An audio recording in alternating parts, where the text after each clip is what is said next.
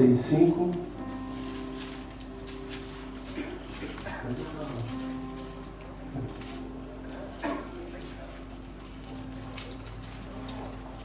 Isaías 55, o verso 8.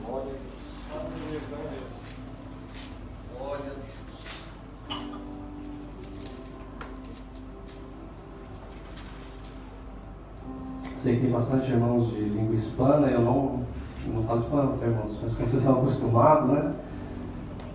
O pessoal já fala mais português do que espanhol. Isaías 55, 8.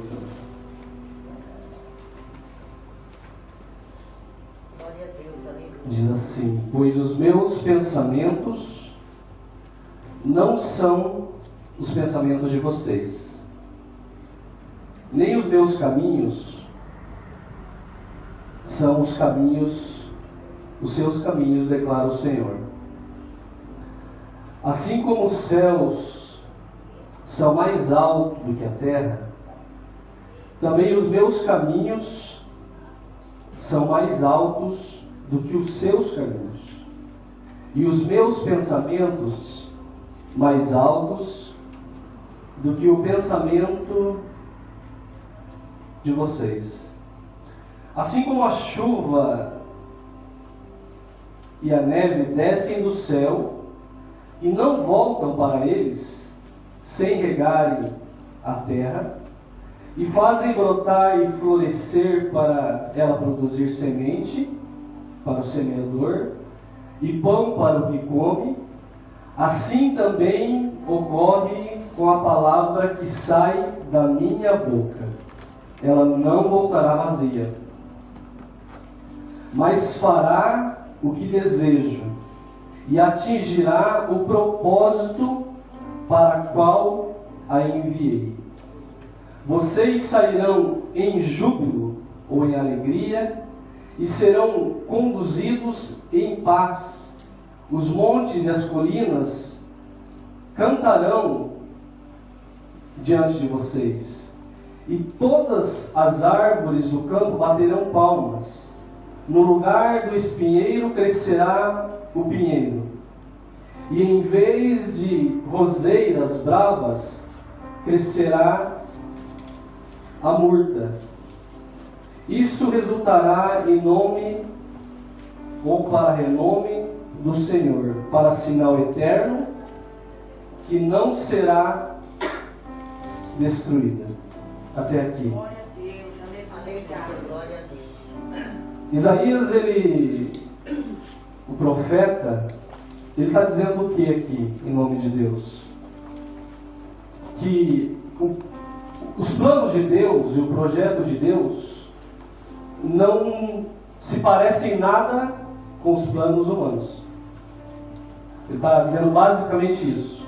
Só que ele usa exemplos para exemplificar o quanto não parece. Porque uma coisa é eu chegar e falar para você aqui, Udo, o plano de Deus na sua vida não se parece nada com os seus planos. Os seus planos não se parecem com o de Deus, e o de Deus não se parece com o seu. Uma coisa é eu chegar e falar isso. Mas talvez não dê a dimensão do que significa isso. Porque às vezes a gente lê, a gente está tão acostumado de ler a Bíblia, e tão acostumado de repetir os mesmos versículos. Esse versículo, por exemplo, quantas vezes você já ouviu falar sobre ele? Que os planos de Deus não são igual aos seus planos. Mas não são igual como? E ele vai mostrar aqui exatamente como que é que os planos de Deus não se parecem com o nosso. E ele traz um exemplo, e ele faz uma analogia dizendo que assim como o céu está distante da terra, assim os planos de Deus estão distantes dos planos do homem. Agora, que quantidade o céu está distante da terra? Para a gente entender que quantidade está a diferença do plano de Deus dos planos do homem. Alguém sabe dizer aqui qual a distância do céu para a terra? Alguém chuta uma medida aí? Uma quilometragem? É impossível, porque primeiro esse céu que ele está falando, talvez não seja esse céu que você está olhando em cima onde tem nuvens.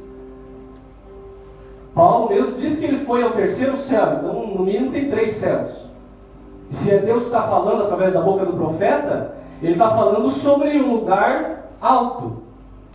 Mas vamos pegar algo que está mais próximo, entre aspas, desse céu de nós. A Lua, por exemplo, quem arrisca dizer a distância da Terra para a Lua?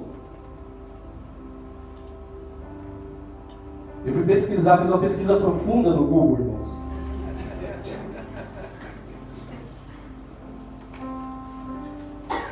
A Lua está a 406 mil quilômetros da Terra. É o que está mais próximo.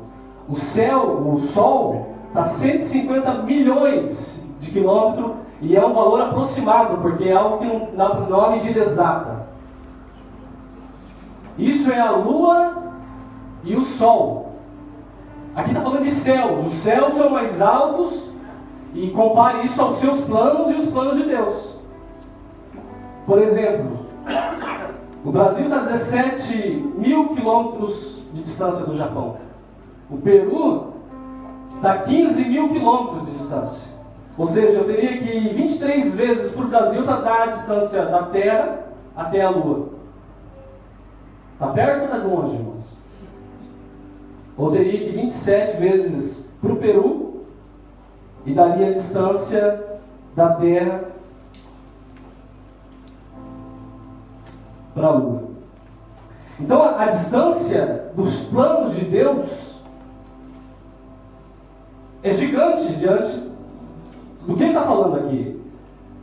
Quando eu planejo algo, quando eu penso algo, e eu e você que nós servimos a Deus, a gente tem que entender uma coisa: os planos de Deus, está dizendo o profeta, que são distantes de nós, assim como a terra está longe do céu. Olha a distância que é isso.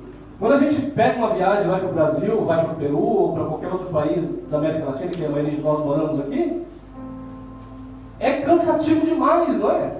Chega a hora que dói a perna, dói as costas, dói a cabeça, dói tudo, e você não chega ainda. Você pensa que está chegando, tem mais 20 horas de viagem ainda. Então, o que ele está falando aqui não é uma coisa simples. A gente tem que olhar a Bíblia e entender o que está sendo falado, porque normalmente a Bíblia está dando exemplos. Jesus mesmo, quando foi falar com as pessoas, ele usava exemplos, ele usava parábolas. Parábola não é história verdadeira. Parábola Jesus criava na hora para ele ensinar alguma coisa para alguém. Ele criava uma história, falou: vou criar a história do filho pródigo aqui. Não é algo que aconteceu, ele criou porque ele queria trazer uma mensagem naquele dia. E a maioria dos textos bíblicos existe situações exemplificando, ensinando para a gente entender o que está sendo falado. E ele está falando aqui, então eu preciso dar peso na dimensão do que ele está falando. Porque os planos de Deus não são distantes como Josso e de Yuki. Porque Josso e de Yuki é perto.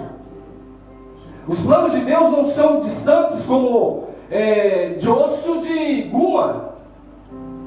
Não está falando que os planos de Deus é distantes de como o Japão das Filipinas. Ele está falando que assim como o céu está distante da terra, assim o plano, a vontade, o querer, o projeto de Deus é distante da vontade, o querer e o projeto do homem. É isso que ele está falando.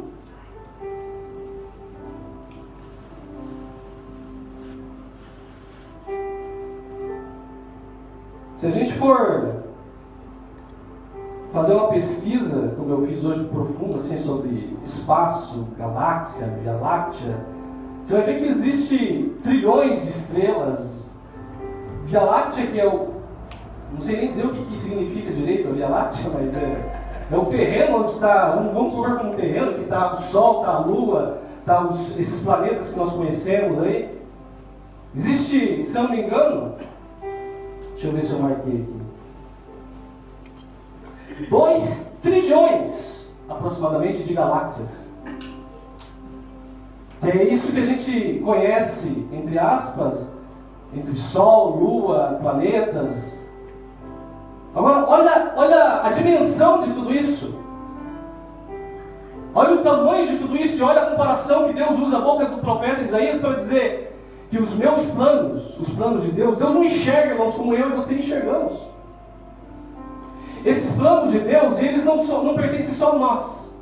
Então eu falo assim, os planos de Deus, eles são grandes na minha vida. Não, eles são grandes na vida do Udo também. Quando eu olho para o Udo, independente do que ele está vivendo hoje, eu tenho que olhar para ele não com os olhos humanos, eu tenho que olhar para ele com um olho espiritual. Porque se eu olho com o olho humano, eu vejo algo limitado. Se hoje ele está, exemplo, apenas um exemplo, se hoje ele estivesse fora da igreja, por exemplo, e eu olhar para o Udo e falar assim, não, esse não tem mais condições de servir a Deus. Por quê? Porque eu estou olhando com o olhar humano. Mas Deus não olha com o olhar humano. Deus, ele é Deus. E ele enxerga lá na frente aquilo que ele pode fazer. Ele pode mudar o caminho. Ele pode mudar a trajetória. Eu tenho certeza que se voltasse anos atrás e alguém olhasse para a minha vida, certamente diria, não vai dar em nada. Mas o não vai dar em nada faz parte de um projeto humano, não faz parte de um projeto divino. Deus, ele tem olhos que nós não temos. Ele enxerga na dimensão que nós não enxergamos. Ele sabe o que vai fazer, ele sabe o que ele pode fazer. Deus não é humano, é por isso que quando Jessé foi ungir, o profeta foi ungir os filhos de Jessé, o que ele disse lá? Deus não olha como o homem olha. Deus enxerga o coração. Porque o homem olhou a beleza, o homem olhou a estrutura, a força, a capacidade de guerra. Mas Deus olhou um menino que estava lá cuidando de ovelhas. E sabia que daquele menino ele podia fazer um rei daquela nação. E foi o que aconteceu. Então, é isso que ele está falando. Os planos de Deus não são os planos do homem. Verdade, aleluia. Então, a primeira coisa que eu queria dizer hoje aqui, que independente daquilo que você está vivendo, independente daquilo que está diante dos teus olhos, acredite que a situação pode mudar. Acredite que você pode viver coisas que você ainda nunca viveu. A Bíblia diz que aquilo que os olhos não viram, que os ouvidos não viram, e que ainda nem chegou no coração do homem, é aquilo que Deus já separou para aqueles que Ele ama. Aleluia. Glória a Deus.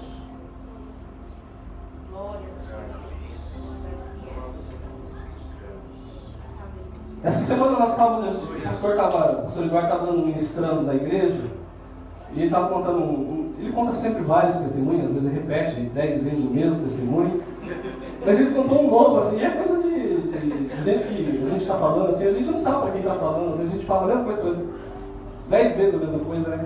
Às vezes a minha esposa fala assim, você já me falou isso, já, né? Ainda mais você vai ficando velho, eu acho que você começa a repetir muita a mesma coisa. Você conta a história ainda que a pessoa quer que a pessoa ria ainda da história.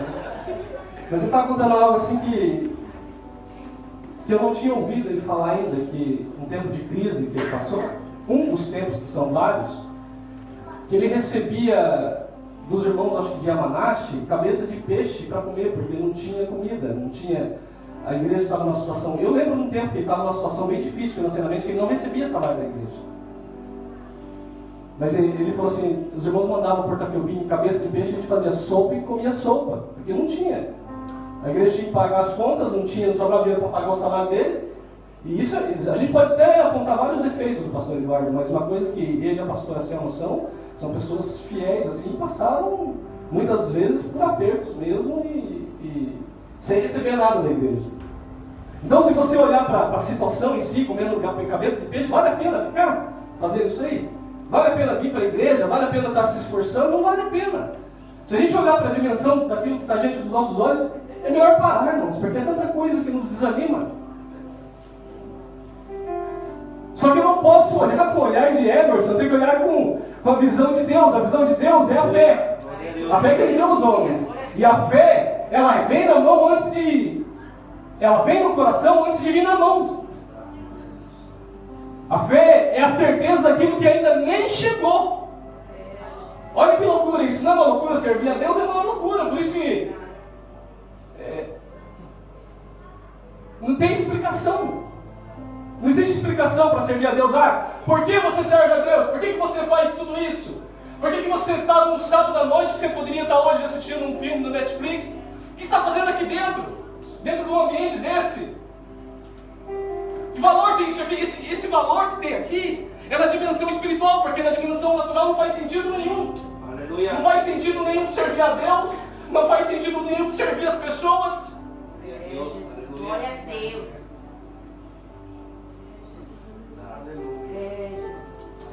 É por isso que eu preciso estar sempre perto de Deus, porque perto de Deus eu entendo a vontade dEle. Quando eu estou longe dEle, o que floresce em mim é a minha própria vontade.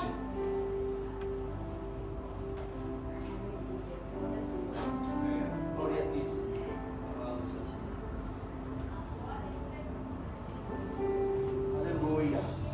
Glória a Deus. Glória a Deus, Santo nome. Glória a Deus. Aleluia.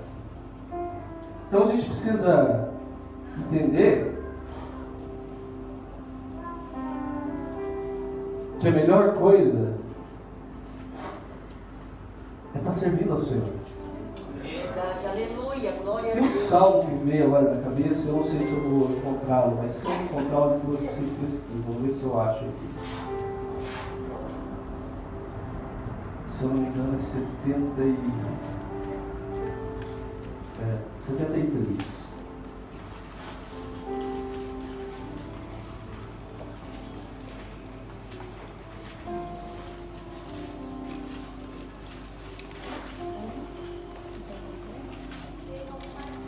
Então, irmão, se hoje de repente as coisas não estão do jeito que você gostaria que estivesse, olhe com os olhos da fé, crendo naquilo que Deus pode fazer.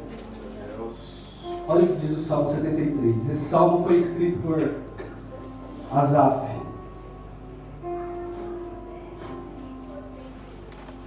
Eu gosto muito desse salmo. Diz assim, olha só, o salmo só olha para cá um pouquinho. O salmo é o quê? São poesias. O livro de salmo inteiro são poesias. Poesia é praticamente o quê? A expressão da alma. O que é a expressão da alma? Se você olhar os salmos, às vezes a gente fala assim, o salmo só tem coisa bonita. Não, se você ler todos os salmos, se eu não me engano, a metade, o início dele, a maioria dos salmos são salmos de reclamações, não são salmos de adoração a Deus. E nem salmo de louvor, salmo de reclamação. Ah, Senhor, por que o Senhor me abandonou? Senhor, por que o Senhor deixa que o ímpio prospere? Por que o Senhor deixa que o meu inimigo prospere na minha vida? Reclamação, porque é a expressão da alma.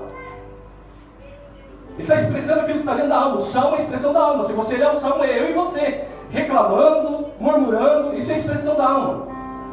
E olha o que Asaf diz. Asaf era um homem de Deus, mas olha só. Ele diz assim, certamente Deus é bom para Israel, para o puro de coração. Quanto a mim, os meus pés quase tropeçaram. Isso parece comigo com você ou não? Por pouco não escorreguei, pois tive inveja dos arrogantes, quando vi a prosperidade desses ímpios. Olha, ele está olhando para os ímpios e reclamando. E eu acho até que, dá uma pausa aqui, eu acho até que o pessoal de antigamente era mais corajoso do que nós. A gente sente tudo isso que eles falam, só que a gente não tem coragem de falar. A gente tem coragem de encarar Deus igual eles encaravam e falava o que eles falam aqui. A gente até pensa, até está dentro do nosso coração, mas a gente não tem coragem de admitir. Igual Moisés disse para Deus, para que ele se convertesse. Se converta da sua atitude quando Deus queria matar o povo. Moisés teve essa coragem, às vezes a gente não tem essa coragem, mas dentro está plantado. Vamos continuar. Verso 4. Eles não passaram o sofrimento, ele está falando dos ímpios. E têm um corpo saudável e forte. Olha a inveja. É inveja. Estão livres dos fardos de todos. Não são atingidos por doenças, como os outros. Por isso o orgulho lhes serve de colar e eles se vestem de violência. Do seu íntimo brota a maldade, da sua mente transborda maquinações. Ele está falando dos ímpios. Eles zombam e falam com más intenções, em suas arrogâncias ameaçam com opressão, com a boca arrogam a si os céus, e com a língua se apossam da terra. Por isso o seu povo se volta para eles e bebe suas palavras até saciar-se. Eles dizem: como saberá Deus? Terá conhecimento o Altíssimo? Assim são os ímpios, sempre despreocupados, aumentam as suas riquezas. Certamente foi-me inútil manter o coração. Olha a ponto do que ele chega a dizer. Foi inútil tudo. Ele está dizendo: ficar aqui é inútil manter meu coração puro. É inútil servir a Deus, é o que ele está falando. Me foi inútil me lavar as mãos da inocência, pois o dia inteiro sou afligido. De todas as manhãs sou castigado. Aí ele apresenta a situação dele: o dia inteiro sou afligido. O ímpio está prosperando. É injusto isso. Ele está prosperando e eu não. Eu estou aqui todo dia, eu sou castigado, todo dia eu sofro. O dia inteiro são afligidos. Verso 14. Todas as manhãs são castigados. Verso 15. Se eu tivesse dito, falarei com eles, teria traído os meus filhos. Verso 16. Quando tentei entender tudo isso, achei muito difícil para mim. Ele chegou à conclusão de tudo aquilo que acontecia na vida dele, que era um servo de Deus, era muito difícil. Aí verso 17 ele diz assim: era difícil até que eu entrei no santuário de Deus. Até que eu entrei no santuário de Deus, as coisas eram difíceis. Eu olhava para o ímpio e eu tinha inveja. Eu olhava a prosperidade deles e me doía. Eu via o meu sofrimento comparado com o deles. Mas isso até que eu entrei no santuário de Deus. Porque o dia que eu entrei no santuário de Deus, eu entendi o destino do ímpio.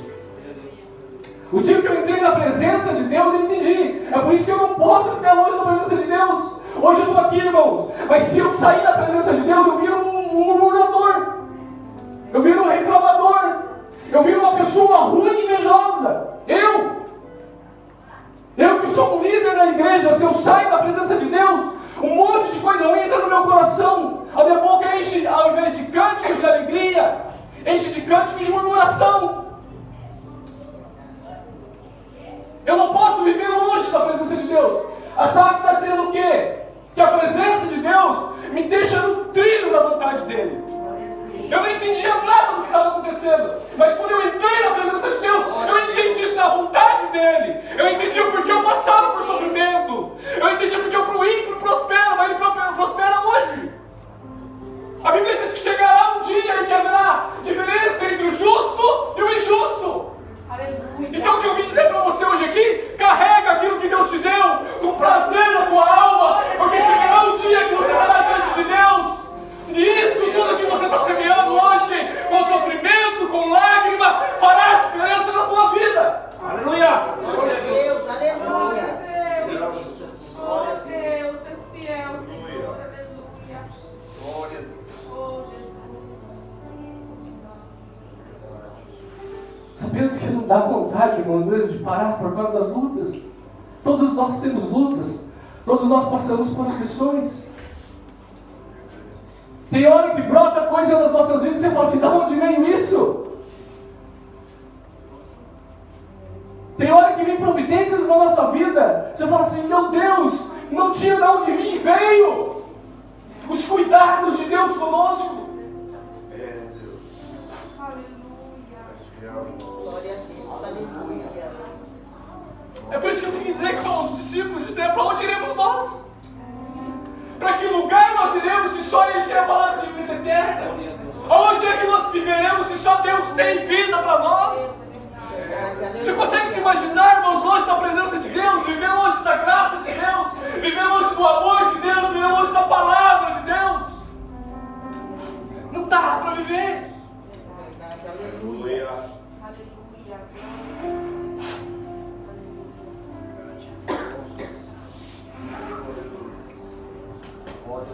Se eu desse um caderno em branco hoje para cada um de vocês, inclusive a mim, e escrever aquilo que Deus já fez na sua vida, nós íamos passar a noite aqui pedindo caderno novo e caderno novo. Sabe por quê? Porque Deus já fez muito por nós, irmãos. Talvez hoje você está aqui e fala: está difícil. Olha para trás o que aconteceu e o que Deus já fez e aonde Deus te colocou. Aleluia. Glória a Deus, aleluia! Aleluia, glória a Deus. Só que eu consigo só entender isso se eu estiver dependendo dele. Abra a tua Bíblia em 1 Coríntios 2, 14. Glória a Deus. Aleluia.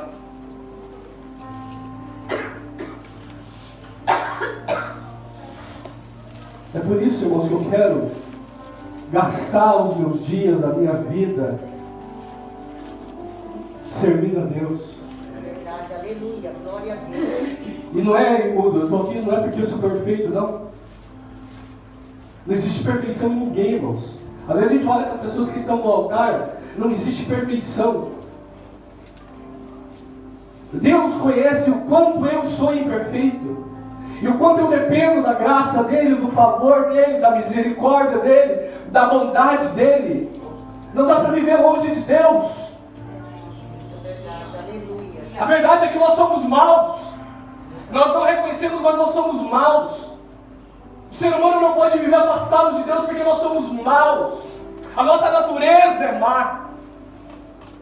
É por isso que nós não podemos viver longe de Deus. Se nós vivemos longe dEle, nós não entendemos a vontade dEle. Nós não entendemos nada, na verdade. Olha o que diz em 1 Coríntios 2,14. Ora, o homem natural não pode compreender as coisas do Espírito de Deus. Porque ele parece o quê? Parece loucura. Em alguns momentos da nossa vida, parece loucura. E não pode entendê-las, porque elas se discernem espiritualmente. Então, eu só vou conseguir compreender. Olha só, eu gosto muito da história de Noé. Talvez um dos personagens do Antigo Testamento que eu mais amo. Porque a forma que Deus chega para ele. A Bíblia diz que ele era lavrador, ele cuidava de terra.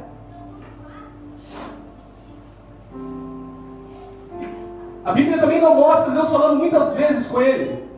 Aparentemente Deus deu uma ordem para ele e ele obedeceu aquela ordem. A Bíblia diz também que não chovia naquele tempo. Olha só, é tudo uma grande loucura. Servir a Deus, a verdade é uma grande loucura. Não é nada natural.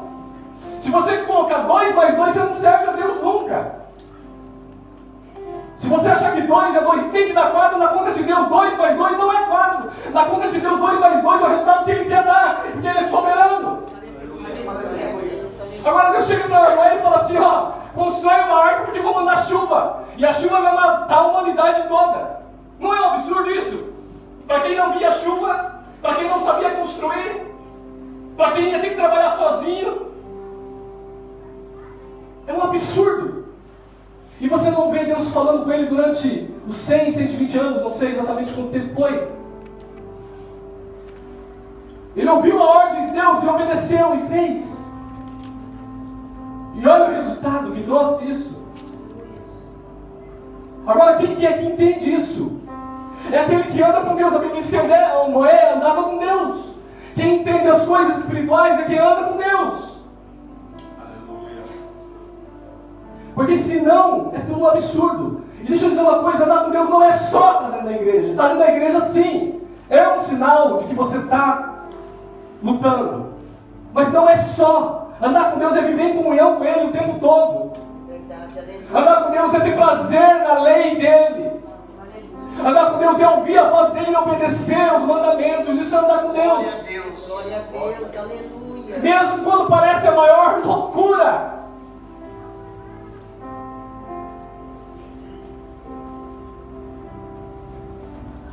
Não existe lógica.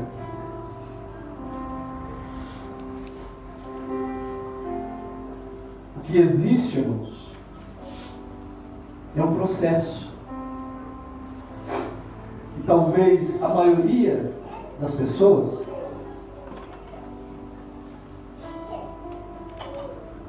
abandona o processo. Olha o que ele diz. Lá em Isaías 55, vamos voltar para lá.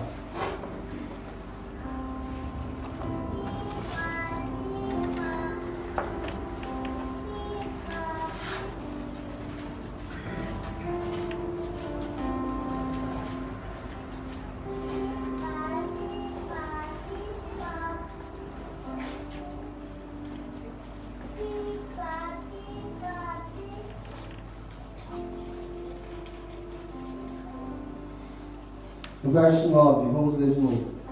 55, 9. Assim como os céus são mais altos do que a terra, também os meus caminhos são mais altos do que os seus caminhos, e os meus pensamentos mais altos do que os pensamentos, os seus pensamentos.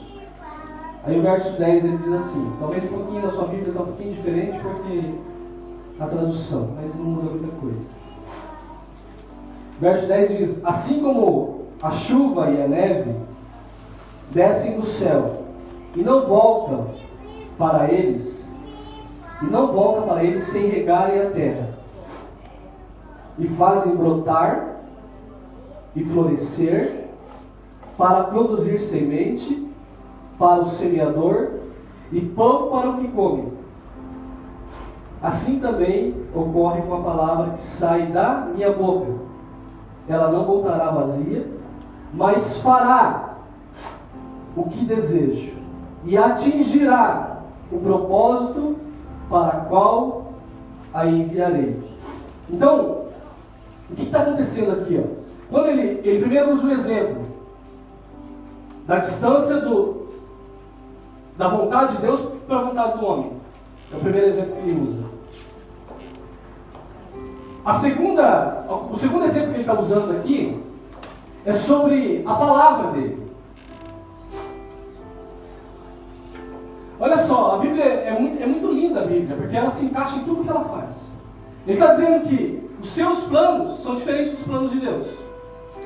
Só que ele não lança isso e deixa assim, pronto, se vira agora porque os seus planos são diferentes dos planos de Deus, então você que se vira.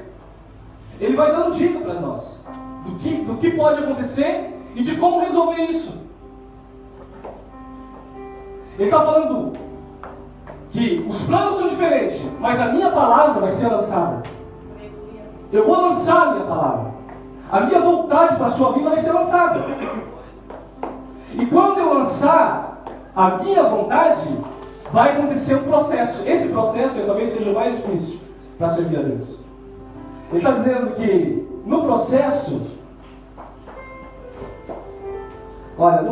ele diz assim como a chuva e a neve descem do céu, então a chuva e a neve descem do céu e não volta para elas sem regarem a terra.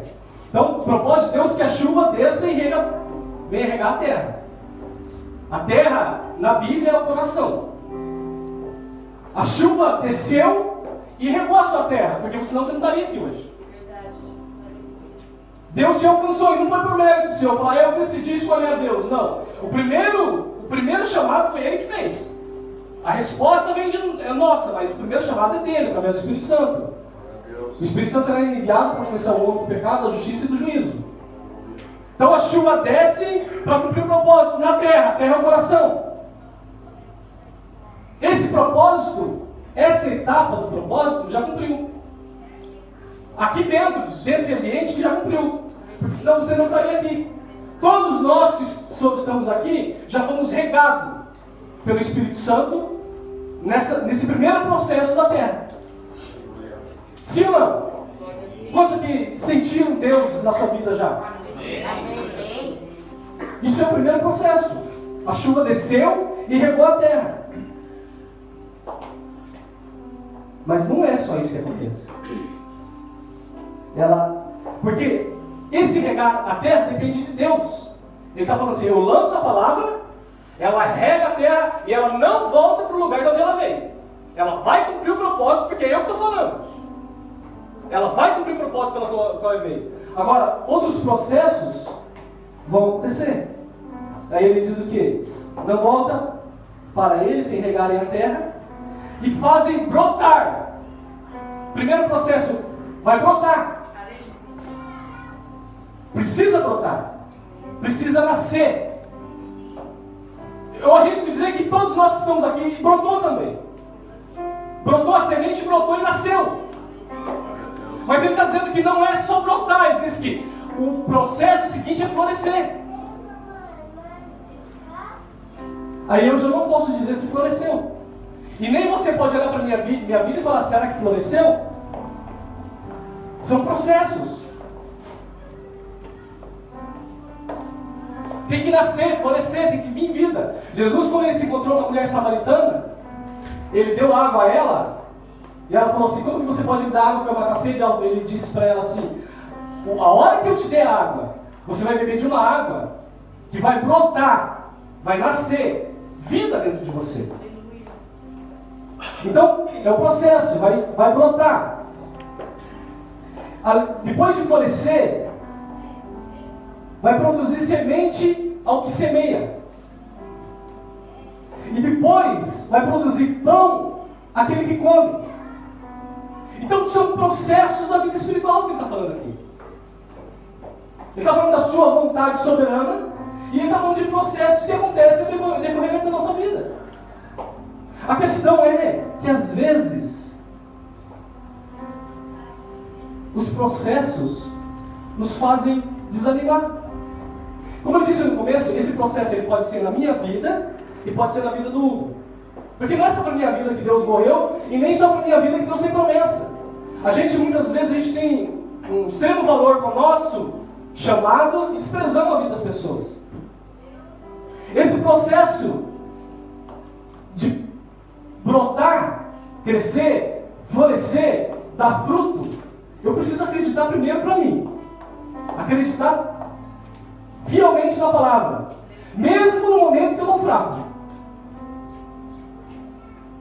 Se eu fosse dar uma receita hoje, irmãos, aqui, para a vida espiritual, eu não sou assim um ancião, apesar dos cabelos brancos. Tenho 20 anos que me batizei. Mas se eu fosse dar uma receita para a vida espiritual, eu diria: continua, persevera. Foi isso que eu fiz durante toda a minha vida, continuar acreditando na bondade e na misericórdia de Deus. Continuar acreditando não só na bondade e na misericórdia, mas no projeto de Deus na minha vida. Continuar acreditando nas revelações de Deus para a minha vida. Eu preciso continuar acreditando. Se eu perguntar para você, quantos aqui já receberam uma palavra de Deus através de um profeta? Levanta a mão. Quantos receberam 2 vezes a mesma palavra? 3 vezes? Agora eu pergunto, isso é mérito ou isso está mostrando que a gente está parado no lugar?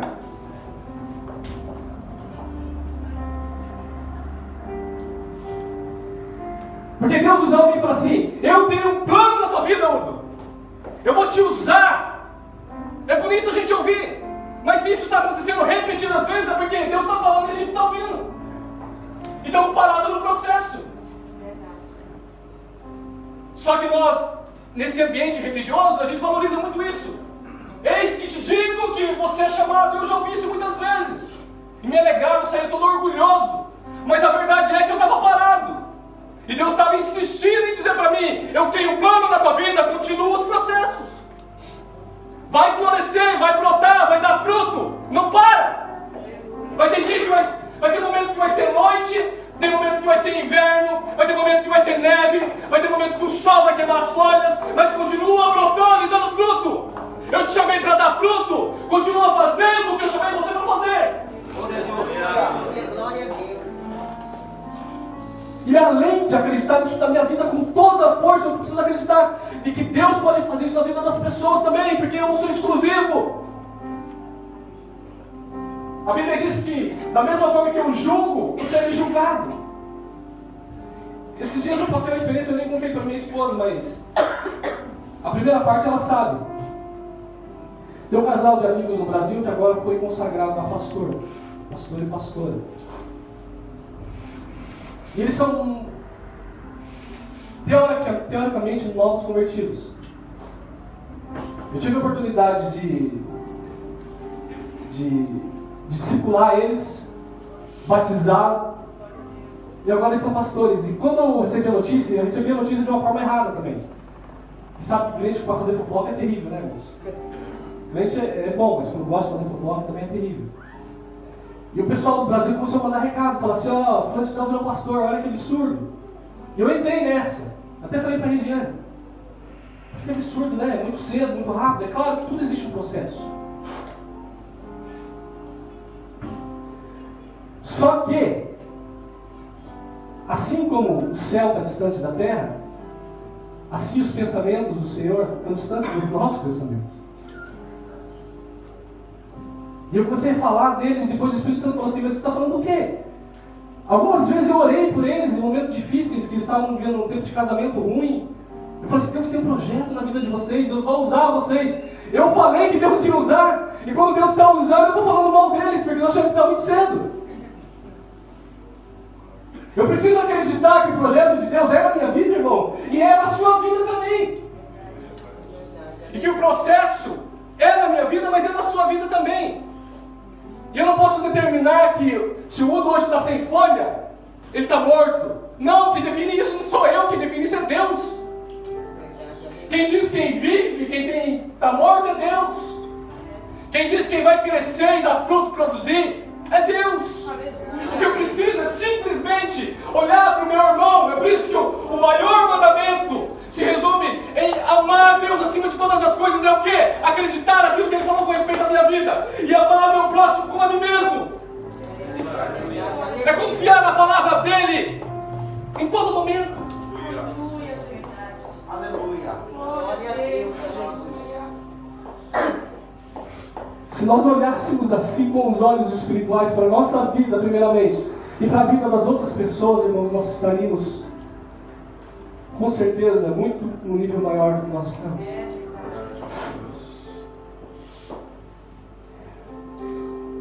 Mas a boa notícia é que ainda é tempo de florescer, ainda é tempo de dar fruto, ainda é tempo de sair do lugar de estar estagnado e continuar. Ainda é tempo.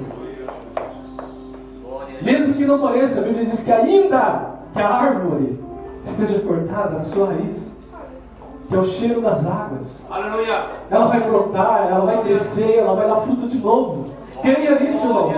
Mas creia isso para todos, creia isso para você e creia isso para os outros. Glória a Deus, aleluia. Irmãos, eu tenho um filho de 23 anos que está no Brasil. Ele não serve ao Senhor. Mas quando eu estava no Brasil, todas as vezes que eu ia sair de casa para trabalhar, ou todas as vezes que eu ia dormir, eu me colocava de joelho diante dele e pegava a mão dele e falava, profeta, ora pela minha vida. E ele orava pela minha vida. Sem estar servindo a Deus, sabe qual que era a minha atitude como pai? Acreditar naquilo que Deus vai fazer na vida dele. Não importa o tempo que passa, irmãos. Não importa o que as pessoas dizem, não importa o que a foto diz, se a folha está seca, se a árvore está cortada, não importa, eu acredito naquilo que Deus vai fazer. Aleluia. Glória a Deus. Eu acredito. Esse casal, irmãos, acredita, irmãos, Deus está falando comigo aqui agora. Acredita naquilo que Deus pode fazer. Acredita na mão soberana dele, que Ele pode mudar toda uma história. Glória a Deus. Glória a Deus. Eu creio. Acredita em Deus. Não nos resta outra opção a não ser acreditar naquele que nos chamou.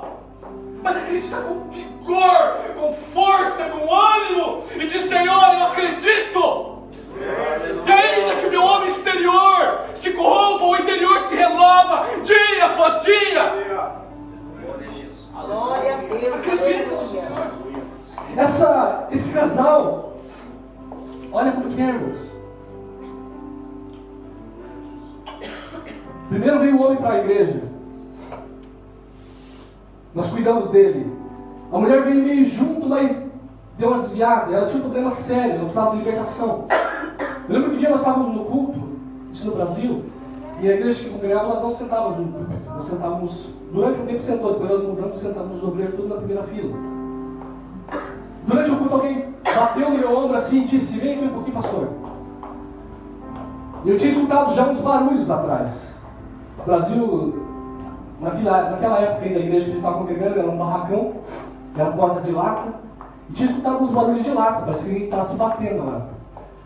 E no Brasil normalmente tem a porta da igreja e tem não sei como que é o nome daquela, se é um tapume, se é uma parede, para que as pessoas que passam na rua não consigam enxergar dentro da igreja. Então você entra, você vai pela esquerda, você vai pela direita para entrar no templo. E quando eu saí, que eu apontei aqui, aquela mulher era pequenininha, magrinha. Ela voou no meu pescoço. Ela estava endemoniada, a gente derrubava os 2 obreiros no chão. Ela voou no meu pescoço e disse: eu te odeio. Ainda bem, né? Só fala: eu te amo, né? Ele está no filho, você. E ela falou: eu te odeio. E a gente caiu no chão ali, irmãos. Eu sou meio caça-fantasma, assim. Eu orei por ela e ela foi liberta. Depois ela foi batizada. Glória a Deus. Depois cuidamos da família. Hoje ela está servindo na igreja, ela é líder da igreja junto com o marido. Glória a Deus. Então a gente tem que olhar as coisas com um olhar de fé, não com um olhar pessimista. Acreditando naquilo que Deus pode fazer. Verdade, aleluia, glória a Deus. Se você olhar para a Bíblia, irmãos, a Bíblia é muito clara, que a gente às vezes não presta atenção no que está escrito. Não. Me diga um só. Se você me disser um, eu deixo o microfone aqui, pego uma surupinha, põe o sapato e vou embora. Me diga um personagem bíblico. Um. Só um. Que não foi provado por Deus para poder crescer. Um só. Quando você olhava para José dentro do buraco, quando você olhava para José dentro da prisão, ou a mulher de Potifar caminhando ele, alguém diria que ele seria o governador do Egito?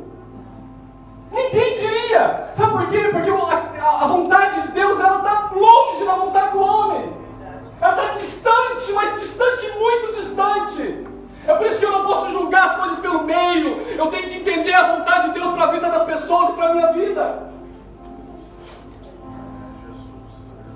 Se você olhasse Saulo matando cristão, você diria que ele seria o maior apóstolo de todos os tempos? Você não diria isso, porque isso não é olhar humano, você não entende. Se você olhasse um dia Davi cuidando das ovelhas ali, você diria que ele seria o rei de Israel? Você não diria isso, sabe por quê? Porque isso faz parte de projetos de vida. Eu preciso acreditar naquilo que Deus fala, naquilo que Deus faz, naquilo que Deus é, naquilo que Deus tem, não naquilo que eu sou. Aleluia, glória a Deus.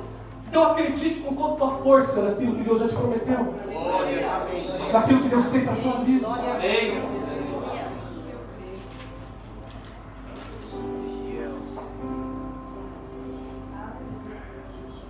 Vamos encerrar?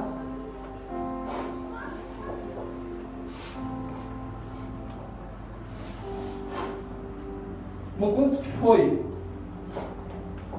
a última vez?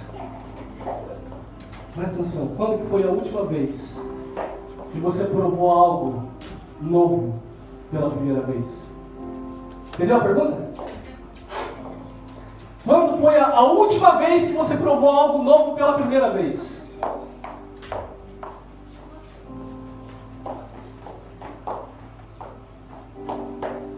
Dá para entender?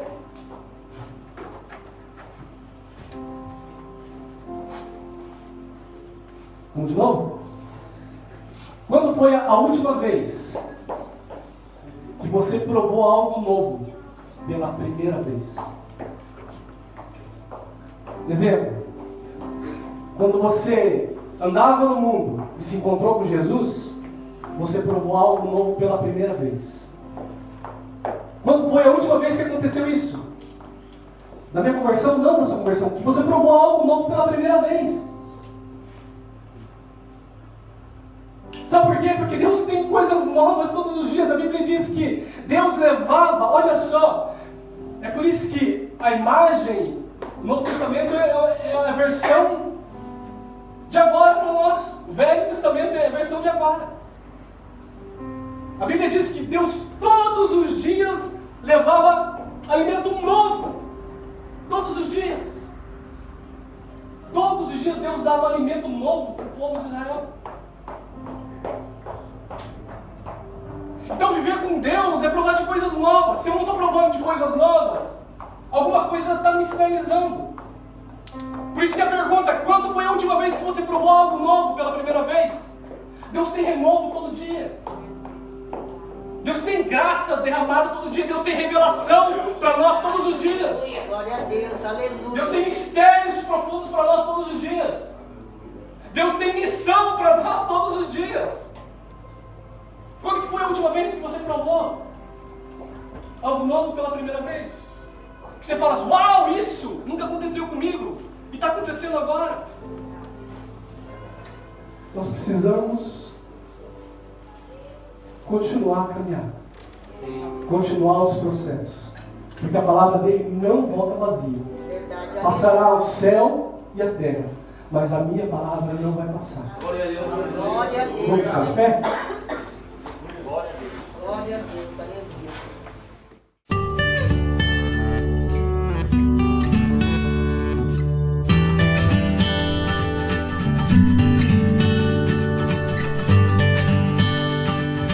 Thank